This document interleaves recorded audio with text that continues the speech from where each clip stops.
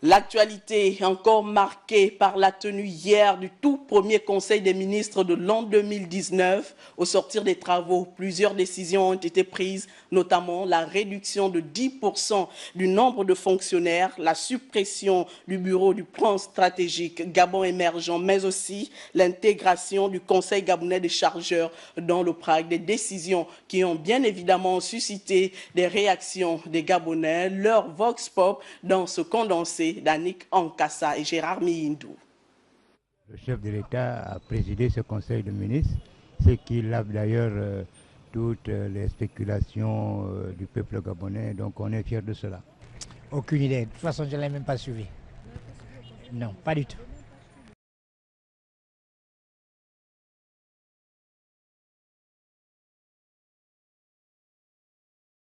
On a supprimé, et le FNAS, on les a supprimés. Le gouvernement a pris ces décisions, donc il sait pourquoi ils ont pris ces décisions. C'est des mesures certainement qui ont été mûries. L'administration gabonaise vit une certaine léthargie et nous voulons tout simplement aujourd'hui qu'on mette l'homme qu'il faut à la place qu'il faut afin que l'administration gabonaise décolle véritablement. On ne peut pas le mettre sous tutelle de l'OPRAC, sauf si, bon, on va encore politiser les choses, sinon normalement, c'est un organisme qui doit être autonome, mais avec un droit de regard de l'État. Hein? Sinon, il n'y a rien d'autre. Sauf si va encore manigancer quoi, on ne sait pas, mais sinon réellement, le Conseil national, le Conseil gabonais des chargeurs doit être autonome. Le Conseil national des chargeurs et avec l'OPRAC, bon, je comprends que c'est les deux entités mères, enfin jumelles, c'est-à-dire s'ils font à peu près la même chose. Mais est-ce que ça va arriver? Est-ce que les gens qui sont capables d'animer ça pourront arriver à leur terme? Le plan stratégique émergent, moi je le vois dans mon ordinateur, je le lis presque tous les jours, mais apparemment c'est bien écrit, c'est bien élaboré, c'est réfléchi, on pense à tout le monde. Mais sur le plan pratique... Pour moi, dans ma direction, ils ont bousculé tous nos directeurs. Mon directeur est parti et puis bon, ça me fait un peu mal. La page économie de ce 23 heures. D'abord, le vice-président de la République a reçu en audience les responsables du groupe de la Mort Hall. C'est une entreprise basée à Londres. Entre Pierre Claver, Manganga Moussavou et ses autres, il s'est agi de la construction d'un barrage hydroélectrique, un barrage susceptible de produire près de 95% de l'électricité selon les responsables de cette entreprise. On fait le point avec Charles Obamondo et Ludovic Bitegui. Pour 80 milliards de francs CFA, le Gabon peut-il s'engager dans la réalisation d'un projet de construction d'une centrale hydroélectrique de 45 MW dans la province de la Nyanga? Le groupe de la Mort et Oil, partenaire de Sino Hydro, basé à Londres, en prospection à Libreville, est allé poser la question au vice-président de la République dans l'espoir de pouvoir obtenir de la part des autorités gabonaises un accord dans ce sens. C'est un projet qui est d'envergure pour le pays et ça va aider la région des Nyanga d'atteindre un seuil de 95% d'électricité. Ouais. Donc c'est un projet qui est très intéressé par le vice-président pour réaliser. Donc il nous a partagé ses idées et qu'on a pris en compte. Et on va analyser ça avec nos partenaires qui sont là présents et puis sortir une proposition qui va en direction de ces idées. Comme argument principal, une expérience similaire déjà vécue dans un autre pays d'Afrique, outre le Gabon. Et comme vous savez, Sanado a une bonne réputation. Par exemple, en Côte d'Ivoire, ils ont réalisé, c'était un projet sur 4 ans, mais ils ont réalisé ça à 3 ans. Donc, c'était 1 an d'avance que ce qui a été prévu. Ouais. Le vice-président de la République a sollicité du même groupe la construction des universités dans les 9 provinces du pays avec des résidences pour étudiants et enseignants et la finalisation de 3800 logements sociaux pour lesquels les travaux sont totalement en arrêt. C'est une bouffée d'oxygène pour les jeunes entrepreneurs gabonais qui s'auto-emploient. Ils pourront désormais bénéficier d'une aide financière de la part de l'Office national de l'emploi. Le lancement de ce dispositif a été fait ce matin par le ministre de l'Emploi, Nanette Longa, en lieu et place de Julien Nkorebé-Kalé, le Premier ministre. On fait le point avec Betty Andembe. Lutter contre la pauvreté, la précarité et l'exclusion sociale, c'est le cheval de bataille du gouvernement de la République. Le nouveau dispositif dénommé ONE Entreprendre vient ici renforcer les mesures déjà existantes pour l'apprentissage, l'insertion et la réinsertion professionnelle des jeunes. Je me réjouis donc de ce nouveau dispositif visant à proposer une démarche pragmatique et des pistes d'action concrètes pour mieux accompagner l'insertion des jeunes via l'auto-emploi. Des progrès restent certainement encore à accomplir pour mieux intégrer l'entrepreneuriat dans les cursus de formation, promouvoir l'auto-emploi et offrir un cadre incitatif à la création d'entreprises par les jeunes. ONE Entreprendre est constitué d'un fonds de financement versé dans le cadre de la mise en œuvre du contrat d'apprentissage jeunesse. Du fonds ONE Entreprendre. Donc c'est un fonds qui va servir notamment dans l'écosystème entrepreneurial, à venir lever un certain nombre de verrous. Vous savez qu'il y a un certain nombre d'initiatives depuis quelques années qui ont été prises pour pouvoir emmener les Gabonais de tout âge et de deux sexes à s'intéresser à l'entrepreneuriat comme autre débouché pour pouvoir résoudre les problèmes de chômage dans notre pays. Et la plupart de ces initiatives ont toujours buté au niveau de l'accès au crédit, l'accès au financement, parce que les banques, légitimement, demandent un certain nombre de garanties qui doit se porter caution pour pouvoir octroyer des crédits. Donc ce fonds va permettre justement de lever ces verrous. Pour remercier 9 de ses partenaires, l'Office national de l'emploi a procédé à la remise des attestations top 9 et des présents afin de consolider ces partenariats qui participent à l'employabilité des jeunes. Vous le savez, le Gabon entend se doter d'un nouvel aéroport d'ici quelques années et pour ce faire, un comité de suivi avait été mis en place, comité chargé de l'évaluation de la qualité et de la performance des équipements, de la sécurité et la sûreté de l'aéroport et de l'aménagement des routes et du respect de l'environnement, entre autres. Et bien ce matin, ce comité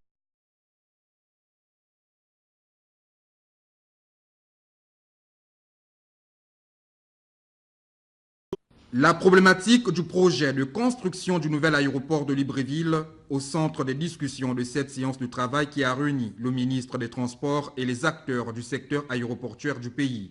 Plusieurs points ont été abordés au cours de cette rencontre, à l'exemple de ceux relatifs à l'environnement et à l'aménagement des routes.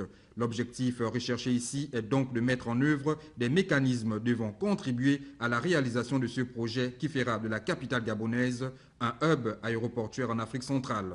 C'est la première réunion du comité de suivi. L'environnement a toute sa place dans la planification et l'organisation de cette super structure. Et donc cela a permis effectivement de faire un état d'avancement avec toutes les parties prenantes. Le ministère de la Défense a son rôle à jouer sur le plan avec le comité afin qu'il soit pris en compte pour que le projet se passe dans de bonnes conditions. Il faut dire que ces travaux interviennent quelques jours après la visite du ministre des Transports à Dakar. Une visite qui avait pour objectif l'évaluation de la qualité et de la performance des équipements utilisés à l'aéroport Blaise Diagne de Dakar. Tout projet est assis sur les études. Aujourd'hui, les études sont presque totalement réalisées. Sur les dédommagements et les relogements, nous sommes à 90% de réalisation. L'opérateur qui est le constructeur table sur une durée de 3 à 4 ans. Il nous reste à nous, administration, aux Républiques gabonaises, État gabonais, à mettre en place l'ensemble de mesures et de moyens d'accompagnement pour que l'opérateur puisse être dans les délais. Les travaux de construction du nouvel aéroport de Libreville seront exécutés par Olam Gabon via sa filiale GZ Airport. Le projet prévoit le déploiement des experts à la pointe des avancées technologiques dans leurs domaines respectifs. Vous le consommez peut-être ou peut-être pas, mais dans tous les cas, le manioc est l'un des aliments les plus consommés dans notre sous-région. Plus consommé, mais paradoxalement moins produit. L'ayant constaté, les experts de la CEMAC lançaient le projet « Comment produire durablement du manioc en Afrique centrale ». Quelques années plus tard, donc aujourd'hui, il était question de faire le point sur les résultats de ce projet. Templar et Banabesselo Médarengeng nous en disent davantage. À la recherche des réponses aux problèmes de développement agro-silvopastoral, le CNRS et le PRASAC apportent ici une visibilité au projet de production durable du manioc en Afrique centrale. Le comité recherche-développement de ce projet, dans sa deuxième session, a invité des partenaires ainsi que des autorités ministérielles pour apprécier les évolutions engrangées. Le Gabon importe plus qu'il n'exporte de produits alimentaires, ce qui laisse de grandes perspectives d'investissement dans le secteur de l'agro-industrie. Pour cette perspective, votre deuxième session de ce jour qui porte notamment sur les résultats finaux du projet manioc dans le pays, le rassemblement des différents acteurs de la filière, la définition des modalités de valorisation de vos résultats revêt une importance particulière. La recherche scientifique doit être replacée au centre des priorités de l'État pour permettre à notre pays d'atteindre ses objectifs en matière d'alimentation afin d'assurer à ses concitoyens une meilleure qualité de santé et de vie. Dans leur grande majorité, les Gabonais attendent toujours les retombées directes de la recherche scientifique sur leur vécu quotidien. On estime à plus de 200 000 tonnes par an la production traditionnelle de manioc, pourtant un des aliments de base de la population encore insuffisante au Gabon. L'objectif visé ici est de porter l'offre en manioc largement supérieure à la demande pour rendre cette denrée accessible à tous et à moindre coût. Le Gabon occupe le 11e rang mondial des consommateurs de manioc. Et pendant ce temps, les responsables de la zone économique spéciale de Nkok, eux, étaient en réunion avec leurs partenaires. Une réunion appelée consultation publique. C'était également l'occasion pour eux de faire le bilan des activités de l'année écoulée et de montrer les perspectives de la boîte. On fait le point dans ce reportage. Dans cette salle, dirigeants, partenaires, même les populations vivant aux alentours de la zone économique spéciale de Nkok, tous ici réunis pour parler, échanger, discuter, pour in fine trouver des solutions aux différentes préoccupations observées. Nous avons tous les ruisseaux qui coulaient très paisiblement dans la zone ont été transformés en marécages. Aujourd'hui, avec tout ce qui a été installé comme usine, nous avons des fumées très nocives. Une démarche tout à fait responsable dans laquelle s'inscrivent continuellement les dirigeants de Nkok. On fait dans le préfabriqué maintenant plutôt que sur place, ce qui réduit beaucoup les risques de blocage des conduites. On va aussi mettre en place en amont de ces conduites-là une espèce de muret après avoir excavé pour empêcher les sédiments de venir rebloquer les conduites aussi et de créer des remontées d'eau vers les communautés. Au niveau de la qualité de l'air, donc là, comme on a parlé abondamment aujourd'hui, on travaille étroitement avec l'ensemble des entreprises pour les encourager à changer leurs pratiques et à améliorer leurs pratiques. Cette réunion de consultation publique est l'occasion de dresser le bilan des activités de l'année écoulée.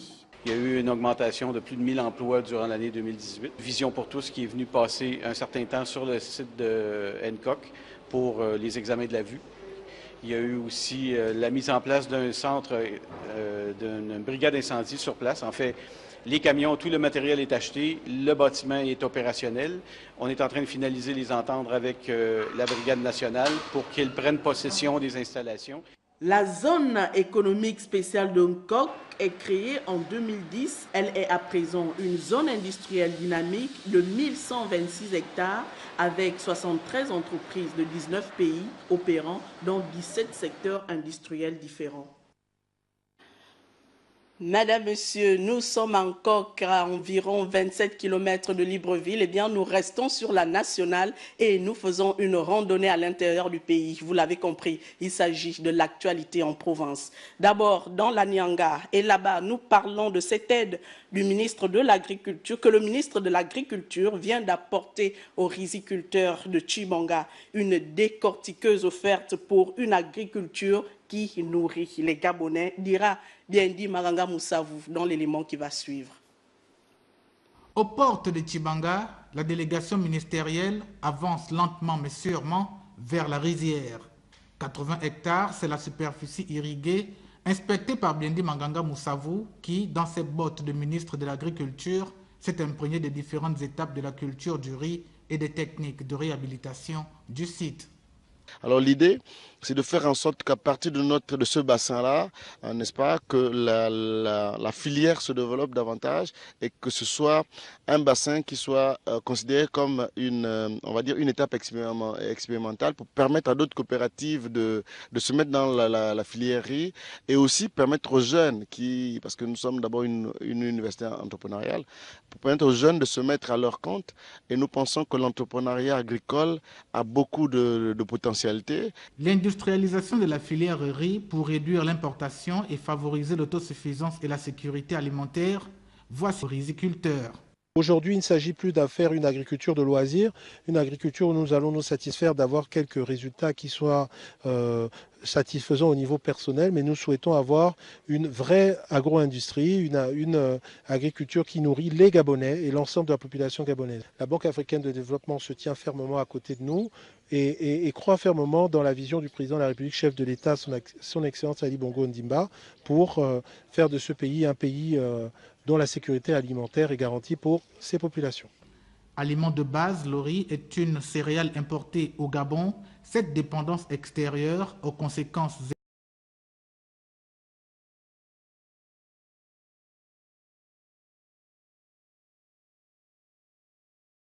Et c'est à Tchibanga que nous refermons la page écho de ce 23h. Toute autre chose à présent, direction le septentrion AOIM, la direction générale des impôts du Wallentem et de l'Ogooué-Vindo vient de voir sa ressource humaine s'agrandir. 4 nouveaux agents ont prêté serment récemment au palais de justice. Reportage. La salle d'audience du tribunal d'OIM vient de servir de cadre à la cérémonie de prestation de serment de 4 agents de la direction régionale des impôts Wallentem Ogooué-Vindo. Dans ces réquisitions d'usage, le procureur de la République a entretenu l'assistance sur le sens de l'acte de prestation de serment. Au récipiendaire, le chef du parquet sollicite de franche et sincère collaboration dans le strict respect des lois en vigueur. La prestation de serment n'est pas une simple formalité ou bien un théâtre judiciaire. Elle demeure le signe extérieur de l'engagement solennel que vous avez pris de bien et fidèlement remplir vos charges. Sachant que vous êtes dépositaire de l'autorité de l'État, la prestation de serment est une obligation régalienne et également une obligation personnelle. Elle exige ainsi de votre part de vous rendre compte immédiatement au procureur de la République qui est le maître des poursuites et le seul chef en matière de police judiciaire de toutes les infractions constatées sur le terrain. Dans ce cas, vous devrez ainsi nous transmettre quotidiennement les procès-verbaux de constatation et si vous ne le faites pas, rassurez-vous que nous viendrons les chercher dans vos bureaux. Quand les agents des impôts sont loyaux, les caisses de l'État se portent bien, souligne le président du tribunal. La jeune garde des impôts, il l'a bien formée. Elle a prêté serment, nous sommes sûrs donc que les impôts, que les recettes fiscales gabonaises seront bien traitées. Les nouveaux assermentés ont pour mission la conception, la mise en œuvre et l'application des règles fiscales, tant au niveau des taxations, des vérifications, des recouvrements et du contentieux. Une photo de famille pour immortaliser cette cérémonie. À Franceville, on parle de la cérémonie de port de galons des nouveaux gradés de la police nationale. Une cérémonie en présence du gouverneur Eloan Zondo. Jacob Mukwangi, les détails. La fine pluie sur le chef-lieu du Haut-Ogooué n'a guère altéré le déroulement normal de cette cérémonie dont le temps est donné ici par le passage des troupes en revue par le gouverneur du Haut-Ogooué, Eloan Zondo, esplanade du commissariat central de police. Genou gauche au sol, les nouveaux officiers supérieurs, lieutenant-colonel Léonard Mbadinga, le commandant Michel Moussadji, les capitaines François Kombila et Loupti Davi, ascensés par décret 0034 PR du 14 février 2019, ont ainsi reçu leurs nouvelles épaulettes. Dans la même foulée, le brigadier chef-major Roselyne Lendoy et le brigadier Yannick Yebessé ont été honorés suite à un arrêté 00822 du ministère de tutelle, cérémonie dont la dimension n'a pas laissé insensible le directeur régional des polices urbaines, colonel Jean-Louis Moubéi. Le colonel Madiga a changé le comportement, le commandant Moussadji, le capitaine Kombila, le capitaine Lupier et le reste. Je voulais tout simplement vous dire qu'à chaque fois que nous changeons des statuts, nous devons aussi changer des comportements. Et à cela, Je ne voudrais pas que les galons vous portent, mais plutôt que vous portez ces galons. De sorte que les changements puissent s'opérer de même et en fonction de votre comportement au quotidien. Je vous remercie pour votre évaluation. Aux côtés du gouverneur du Haut-Ogooué, on notait la présence effective du préfet de l'Ampassa Barnabé Mbangalivoire, du maire central Roger Ayuma. Tous ont participé aux différentes photos de famille pour immortaliser ces moments. Retour à Libreville et direction Sénat. Là-bas, le président de cette institution a reçu en audience les responsables du Parti démocratique gabonais. De quoi était-il question? La réponse dans ce reportage de nos confrères de la presse Sénat. Cette rencontre entre le président du Sénat et le patron du Parti démocratique gabonais se tient au lendemain d'une délicate période d'intérim parlementaire qui a vu le docteur Lucie Milebou Aubusson épouse Mboussou assurer avec brio la gestion du Parlement à la suite de la dissolution de l'Assemblée nationale. Éric Dodo Bungenza tenait donc à féliciter de vive voix son hôte. En tant que parti politique, il était nécessaire pour nous, après avoir constaté le fonctionnement des institutions, notamment parlementaires, mais animées par le Sénat, pendant que le processus de mise en place de l'Assemblée nationale était enclenché, que nous nous approchions du Sénat et de Madame la Présidente ainsi que quelques membres de son bureau pour leur adresser nos sincères félicitations. Outre les éloges et encouragements à l'élu de Tsamba Magoti, les deux personnalités ont également évoqué les relations entre le parti et ses parlementaires ainsi que la réorganisation de certains organes décisionnels au sein des instances dont il détient la majorité. Nous lui avons également partagé les quelques préoccupations partisanes, cette fois liées au style de travail que nous envisageons mener entre le Sénat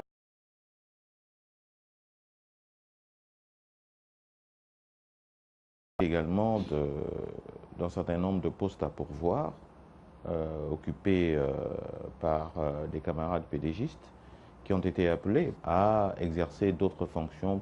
Avant de quitter le palais Omar Bongo Ndimba, Dodo Bungenza s'est félicité des relations cordiales entre la haute chambre du Parlement et le secrétariat exécutif de son parti. Une photo de famille a mis fin à cet échange. Et à l'Assemblée nationale, on parle de ce séminaire d'imprégnation au travail parlementaire qui sera organisé les jeudis 28 février et vendredi 1er mars 2019 au Palais Léon-Mba à partir de 10 h. Le gouverneur de la province de l'Estuaire a reçu à son cabinet une délégation du Rotary, rendre compte des activités de cette association et dire toute la disponibilité à accompagner les autorités dans la réalisation des projets sociaux. Objectif de cette visite à Rigobert Ikamboyan Deka. Guy Frendonbian et Prestine Goeman nous en disent davantage. Rendre compte au gouverneur de la province de l'Estuaire des actions menées par les clubs rotariens, réaffirmer leur disponibilité et rehausser l'image publique du Rotary au Gabon, c'est la trame des échanges entre Rigobert Ikamboyan Deka et son hôte Jérémy Mouyokani, le gouverneur du district 9150 du Rotary international. Un entretien fortement apprécié par le premier responsable administratif de l'Estuaire. La première chose, c'est effectivement d'avoir ce genre de contact pour que nous partagions ensemble les visions que les uns et les autres ont sur un certain nombre de préoccupations, les défis de notre province. Ensuite, recevoir leurs projets, les analyser et ensemble les adopter. Par la suite, suivre, accompagner ces sociétés de services dans l'implémentation de ces actions sociales au bénéfice des populations. Soyons l'inspiration, c'est le thème rotarien du mandat 2018-2019.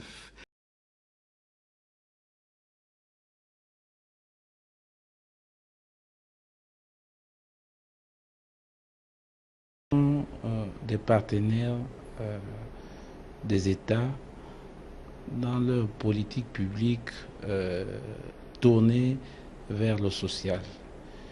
Et donc, pour moi, recevoir le gouverneur du district 91-50 est la matérialisation du partenariat qui doit exister entre l'État et ces associations de services.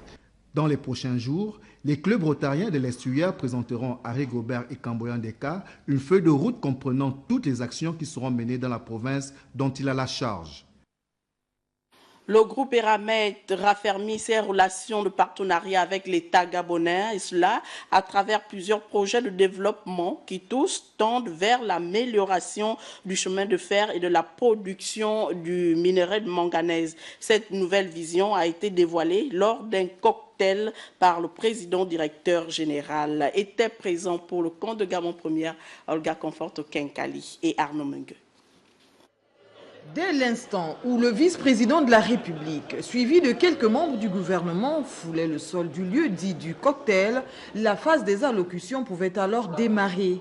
Le représentant général du groupe, Eramet, dans de mots tout simples, a réussi à introduire le président directeur général du groupe qui, elle, a tenu tout d'abord à rappeler les atouts qui font la force de la structure au niveau du Gabon. Eramet est depuis 30 ans le partenaire de l'État gabonais au travers de Comilog et de Cetrag. Et notre empreinte industrielle dans le pays est solide et en phase avec l'ambition stratégique du Gabon. Les filiales d'Eramet emploient au Gabon 3000 personnes en direct et beaucoup plus encore si l'on considère les emplois indirects et induits. 98% de nos employés sont gabonais. La contribution globale de Comilog à l'économie gabonaise, que ce soit par les salaires, les achats, les impôts, etc., s'est élevée au cours des 7 dernières années à plus de 2000 milliards de francs CFA. Une ambition soutenue grâce à des efforts des hommes et femmes passionnés par leur métier. Ici, au Gabon, être les meilleurs, cela veut dire contribuer à la diversification de l'économie gabonaise, construire avec vous une alternative à l'économie du pétrole. Notre projet d'extension de mandat permettra d'augmenter de plus de 50% les volumes de minerai de manganèse au Gabon et produire 7 millions de tonnes à l'horizon 2023. Je ne doute pas que la qualité du partenariat qui nous lie à l'État nous permettra dans les prochains mois de réunir les conditions nécessaires au lancement de ces projets si importants pour la croissance du groupe et pour le développement économique du pays. Christelle Bory profitera alors de ce séjour au Gabon pour échanger avec les directions de la Comilog et de Cetrag afin de combler les lacunes qui peuvent encore gêner jusque-là le bon fonctionnement du groupe. Fin de votre 23h. Toute l'équipe d'Antenne se joint en moi pour vous souhaiter de passer une agréable nuit et à demain, toujours avec le même plaisir de vous informer.